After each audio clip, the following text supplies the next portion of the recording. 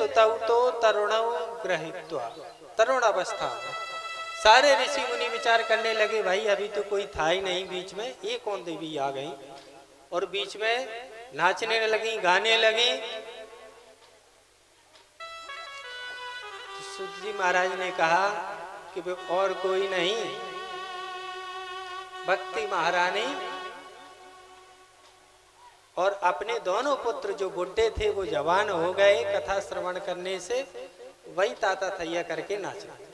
सनकादि और ऋषियों ने कहा कि महाराज ये भक्ति महारानी है, इनके पुत्र ज्ञान और वैराग्य है।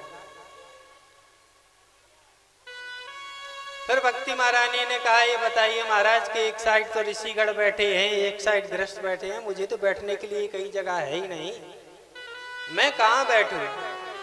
सनकादियों ने कहा कि जो यहाँ वैष्णव लोग बैठे हैं, जो भगवान के प्रेमी हैं भक्ति महारानी, आप जाके उनके हृदय कमल में विराजमान हो जाए, क्योंकि जब आप उनके हृदय में विराजमान हो जाएंगे तो भगवान तो स्वतः खिंचे चले आते हैं।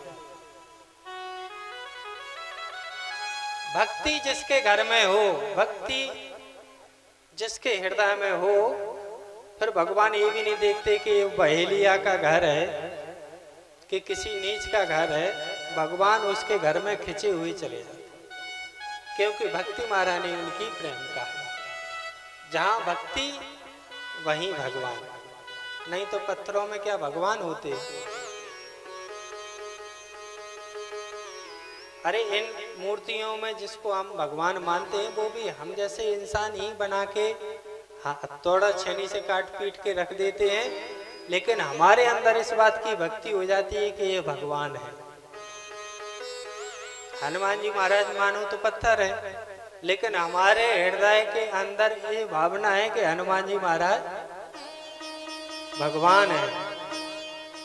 तो जब हमारे हृदय में भक्ति विराजमान हुई, हमारे मन में ये विचार आए कि ये भगवान है, तभी तो हम यहाँ बैठे कथा सुन रहे हैं। और जब हमने भगवान मान लिया तो उनको भगवान बनना पड़ा उसी पत्थर में। और अगर वो भगवान नहीं होते ना तो कथा कल शुरुआत हो पाती, ना कलश यात्रा होती, ना आज यहाँ कथा सुनते और ना शाम के भंडारा खाते। तो सारी व्यवस्थाएं वो लगाते चले जा रहे हैं, तो हमको विश्वास हो जाता है कि नहीं भगवान है। हमने माना तब वो भगवान है, अगर हम ना माने तो भगवान नहीं है। लेकिन इस बात का ध्यान करें कि सबके घर में सबसे पहले भगवान माता पिता होते हैं। भगवान उसी की सेवा से प्रसन्न होते हैं जो अपने माता पिता की सेवा करते हैं, अपने गुरुजी की सेवा करते हैं। और जो अपने माता पिता की सेवा न करें, अपने गुरुजनों की बात न माने, वो तीर्थ यात्रा करना तो छोड़ो, जाके तीर्थ यात्रा में जाके बैठ के भजन करते रहो, फिर भी भगवान मिलने वाले नहीं। सर्वप्रथम भगवान माता पिता। माता पिता अगर आपके प्रसन्न है तो कहीं भी आपको जाने की जरूरत नहीं है।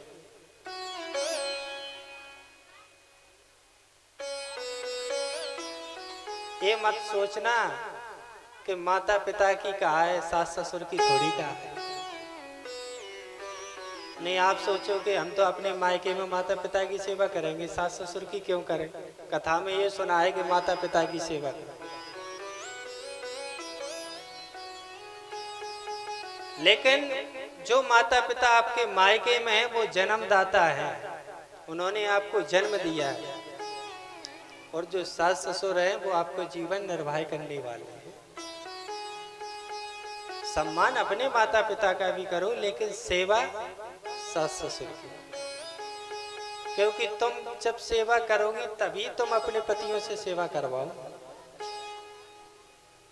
और संसार का ऐसा कौन सा पति है जो पत्नी की बात ना माने? माता पिता की ना माने चलेगा, लेकिन पत्नी की बात तो मानता है।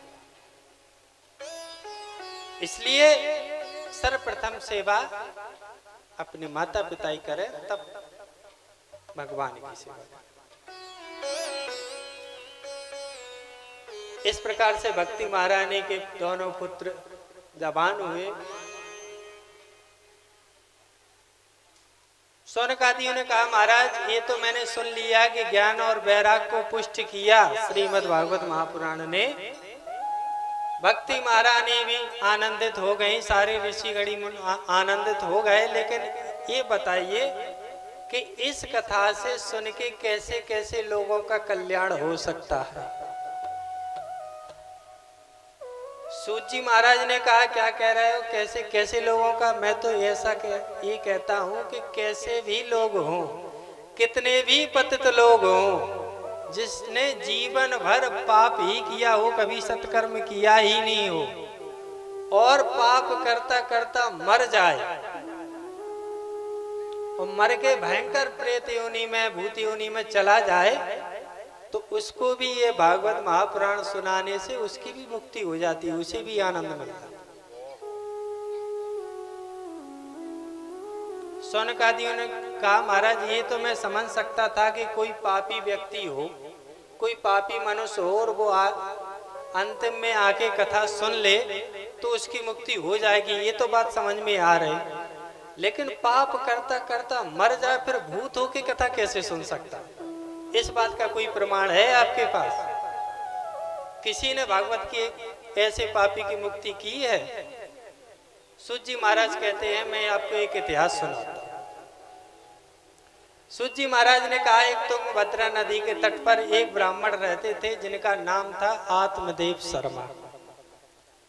द्वितीय एवं भास्कर बहुत विद्वान थे, द्वितीय भुवन भास्कर की तरह संसार में उनकी बड़ी ख्याति फैली हुई थे, बड़े विद्वान थे लेकिन और बड़े सीधे साधे। सूत जी महाराज कहते हैं पंडित जी जितने सीधे साधे और विद्वान थे उनकी श्रीमती जी उतनी ही खतरनाक थी। पंडित जी सुबह जाके पूजा पाठ करें और वो सुबह जाके पहले खाए, फिर जाके देखे मोहल्ला में किसकी क्या लड़ाई करवा रहा है, और जब तक मोहल्ले में जाके लड़ाई झगड़ा ना करा दे जब तक उसका भोजन ही हजम नहीं होता था। झूठ मूठ इधर उधर की बात करना। लेकिन पंडित जी फिर भी उसके साथ जीवन निर्वाह कर रहे थे, फिर भी आनंद से रह रहे थे। पंडित जी को अगर कष्ट था जीवन में तो केवल एक ही कष्ट था कि उनके कोई संतान नहीं थी।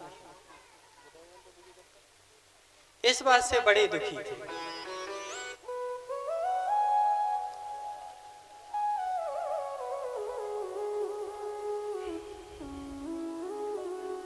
एक दिन तो पंडित जी बेचारे इतने दुखी हुए कि जंगल में जाके गए और एक वृक्ष के नीचे बड़ी जोर जोर से रोने लगे।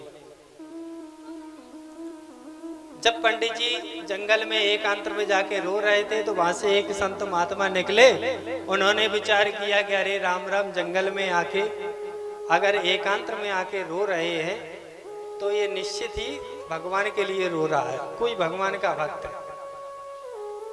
क्योंकि अगर संसारी व्यक्ति होता, संसार को दिखाने के लिए रोता तो जाके गांव में रोता, एकांत क्यों रोता? अगर एकांत रो रहा है तो निश्चित भगवान की भक्ति के लिए रो रहा है। तो चल के इसके हम